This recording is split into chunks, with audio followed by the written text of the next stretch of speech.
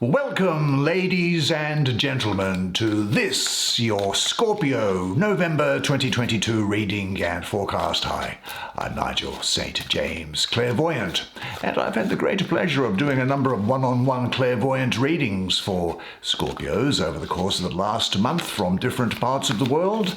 And if you might be interested to see what's involved, just check out the information that's in the description. But now we're going to take 5 cards because, as you know, the regulars know, the subscribers, that 5 is all we need because they're jam-packed full of information. So let's get it underway, shall we? And come out you, the 6 of Wands. And here is the Page of Discs. Good.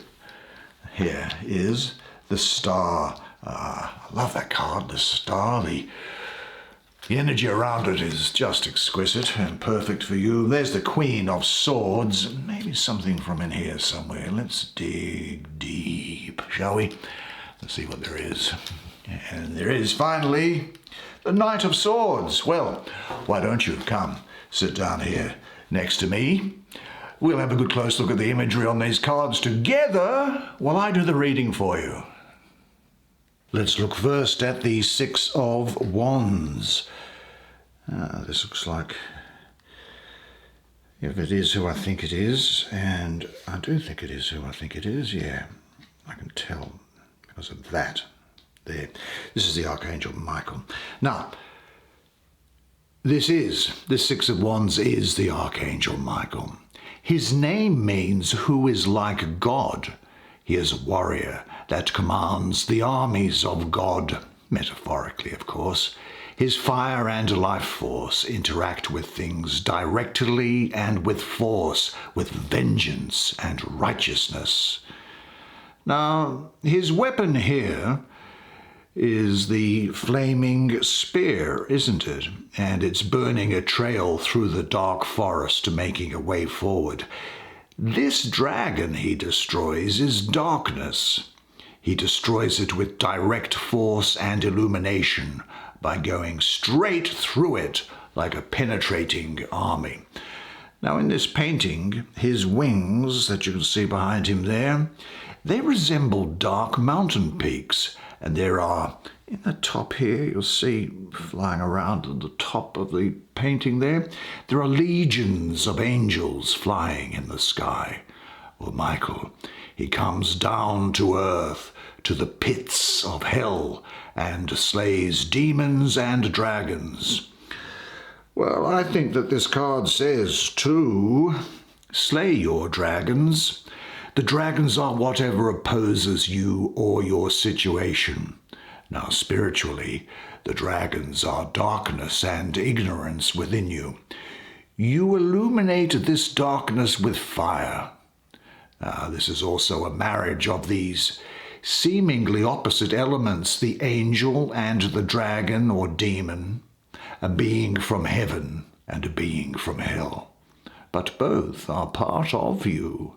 One is your higher self or genius, and one is your lower self, your subconscious. A marriage of heaven and hell, angelic and demonic. Your demons are part of you. They protect you. They do have a purpose. You can remove them, kill them, suppress them, chain them, but that will be destroying a beautiful aspect of yourself. It is far better to go to them, integrate them, appreciate them, and become a well-rounded, strong human being of dark and light, rather than a shallow image of a cracking facade, using all of your energy to hold back the tide of things you deem unworthy to be you. It is all you. Embrace it and integrate it. Marry it. Love it.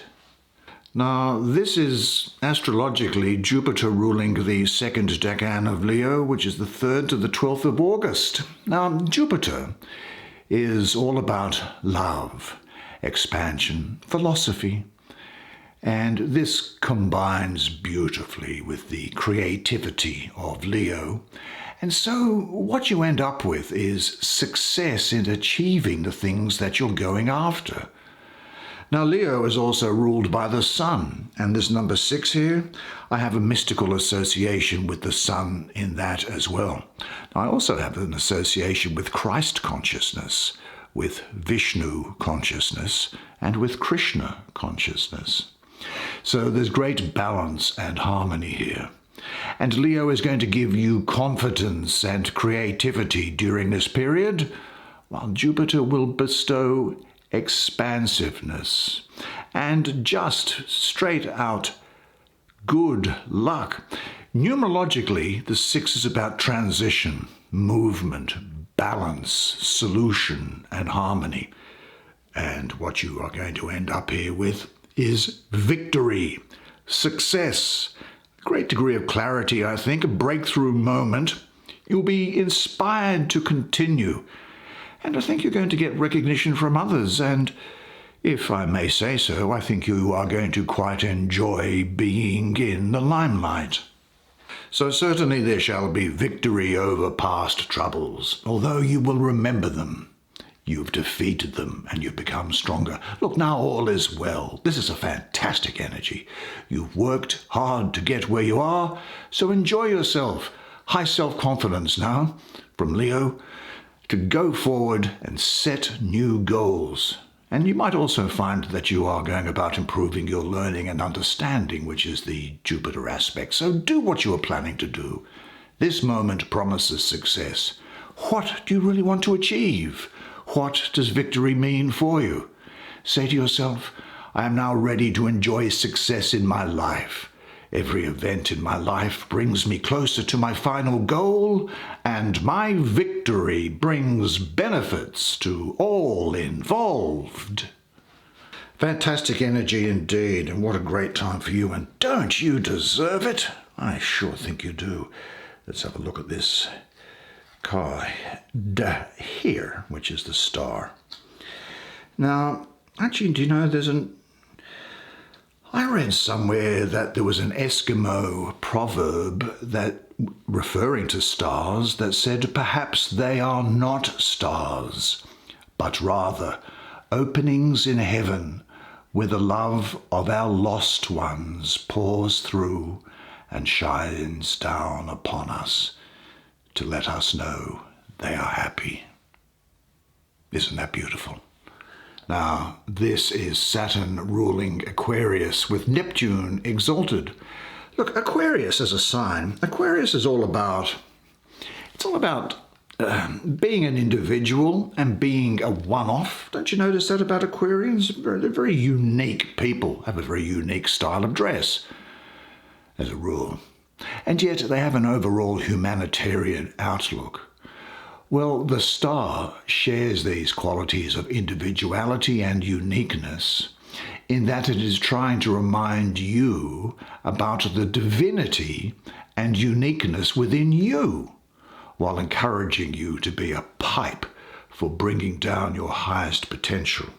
This is particularly important during this time here, as you would understand.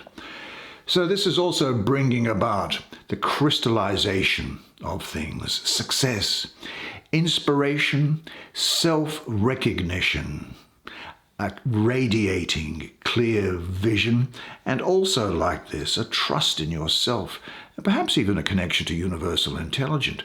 Look, there's hope and happiness and optimism here, and you're getting cosmic help being poured down upon you.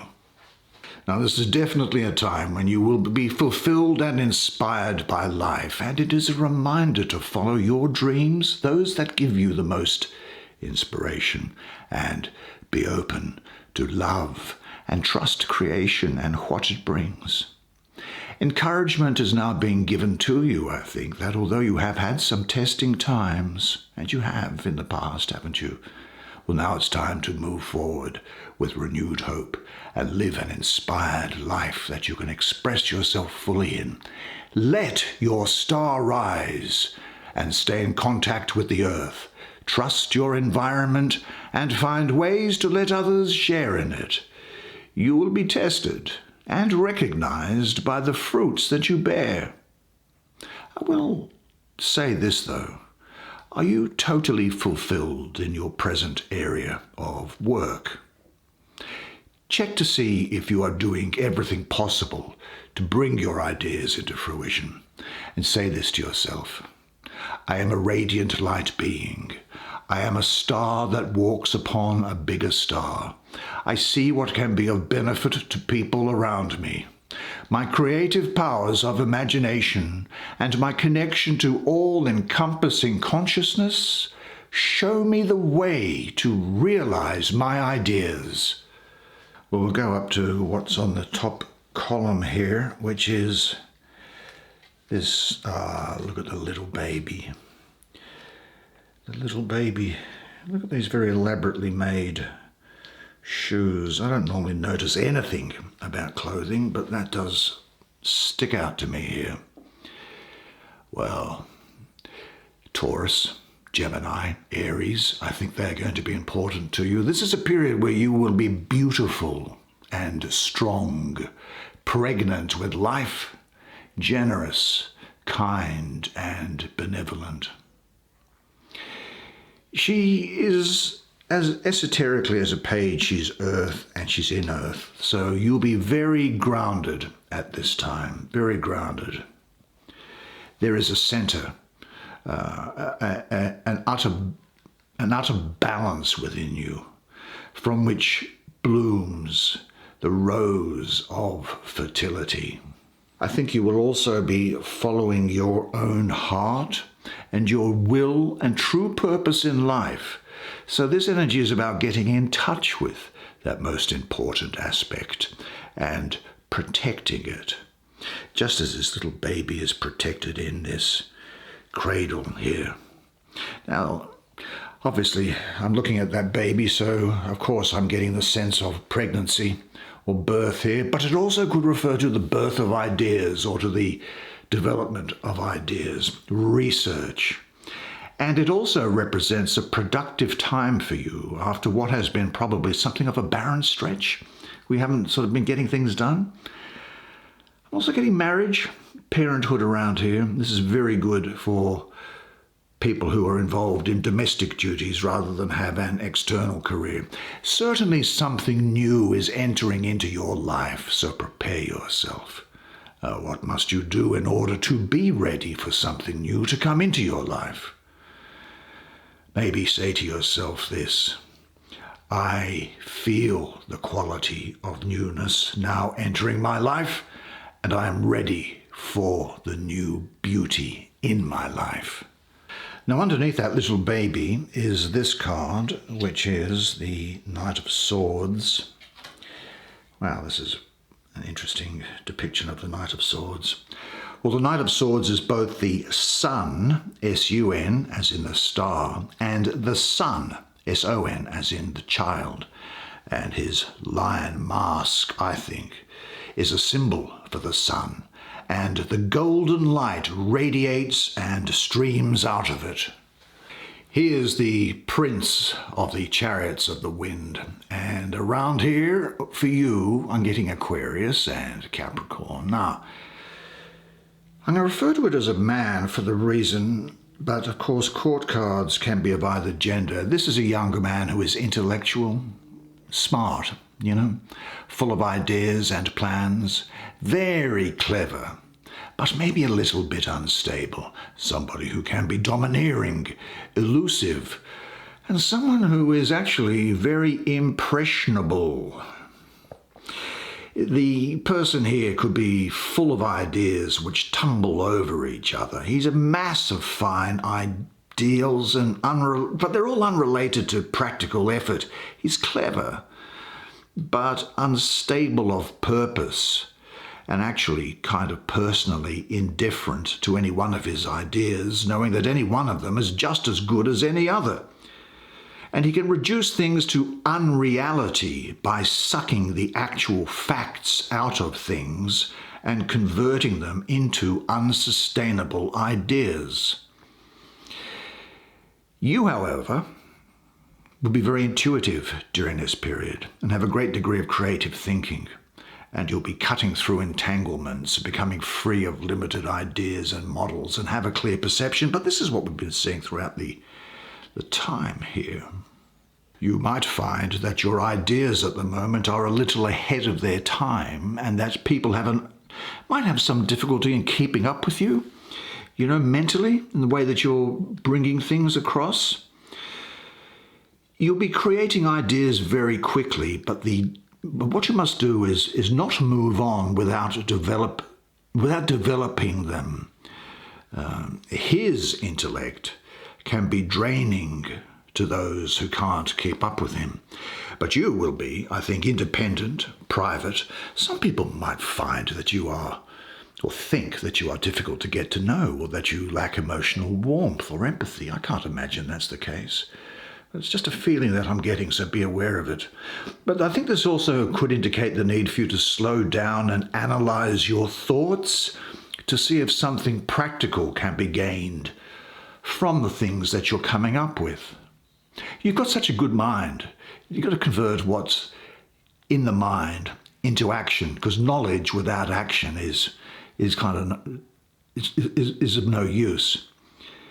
But free yourself from whatever limits your mind and spirit, and be sure you express your ideas and plans in ways that other people will understand, and accept their opinions humbly. As I say, your thinking may be way ahead of its time, but you can adjust to make your vision workable in the present and without sacrificing anything. But you might ask yourself this question: what beliefs, feelings, relationships, or programmed ideas do you allow to limit you? Say to yourself, my creative possibilities have no limits, but they do need to be grounded. Now, where does that take us to? It takes us to here. Oh, I love that. What a great looking artwork that is. Check that out. Isn't that interesting? Well, you know what I think? You know what I see when I see these? I get this feeling of Norse mythology, Viking mythology. And these two ravens that are here, they're called Hugin and Munin, and they were the eyes of Odin, who was the king of the Viking gods. And they were his friends and companions, and each day at dawn he sent the birds out to fly over Midgard, his kingdom. And at dinner time or night time, they returned with all the news of the world: who was sleeping with who had ripped off who was doing what and where and what was happening. Now, Hugin and Munin, their names mean thought and memory. And Odin was always worried that one day they wouldn't come back, but they always did. Now, the reason I'm looking at this green that's here, and I see it's the Queen of Swords. Queen of Swords is very much about balance. And this green that's here, this emerald green, is the center of the visible color spectrum. The rainbow, which is red, orange, yellow, green, then blue, indigo, violet. So green is the very center of our beautiful, colorful reality, the center of the rainbow, the emerald throne of God, in a way. So here sits Hugin and Munin on the tree of life in Norse mythology, protecting the spark of life within them, as we all do, reporting back to Odin at night, as we all do, all souls in exile, then freed again at death. We experience this world through the eyes of separation and individuals. Now, the face of the Queen of Swords here is, I suppose, in the landscape, or it is the landscape. She is everything, and each one communicating and experiencing each other in states of coming together and separation and togetherness again. And I think that this Queen provides an environment where you can use your mind or have ideas, think, understand, have and gain knowledge. Look, eventually, this is the place between heaven and hell that one can both fall from grace and then redeem ourselves, become experienced, ride back into eternity, a person who has completely fulfilled their will and potential. Now, I would suggest to you that Libra and Virgo are going to be important with you at this time. It's an energy that I'm getting here. Well, the association that I have with Libra and balance connects it to that balance. It's all about you making clear decisions at this time based on fact and fairness, similar to the Queen of Swords herself. Now, you will be graceful, very perceptive, a keen observer, a subtle interpreter. I think you'll be very individualistic and very confident and gracious is what I see. You will be cutting through old masks and roles, and you'll have a rational, intellectual clarity to you at this time, very logical, very objective. Now, by setting aside your masks and renouncing the security offered by playing familiar roles, means the voluntary giving up of habitual defense mechanisms. By using the sword, she's a Queen of Swords, by using the sword of penetrating insight, you come to recognize that the masks you wear not only protect and camouflage, but also separate you from yourself and others. And energetic cutting through of your masks liberates you. And the Queen of Swords is leading you out of the clouds of obscurity into clarity and openness. You'll need to use your intellect to make an unbiased decision about a situation. Compassion and empathy may distract you, so you must go with your head and not with your heart. It isn't a time to beat around the bush about a situation. Rather, it is a time to decide, then act. I think that you are in the process of separating yourself more and more from those old roles and behavior patterns. Now, this can bring about painful experiences, but it's worth it. The clarity you gain liberates you. It frees you. Which are the roles you most easily and most often hide behind? Are you ready to drop them? Observe yourself in your different roles. Some you will continue to play, but now with more awareness, and you will play them until you no longer identify yourself with them. Say this to yourself: notwithstanding, my only duty in life is to remain true to myself. Well, what a particularly great spread of cards for you. Good job, you. A fascinating spread of cards. I'm sure you will agree with me. And what a great month it looks like it's going to be for you. Gee, I might come move into your place if that's okay, because it looks like everything is going to be happening for the good. Well, what we're going to do now, though, of course, is to let that sink in, and I'll see you again next month. But until then, remember one thing, and it is this, that you are a legend. And I look forward to seeing you again next month. Until then, it's bye for now.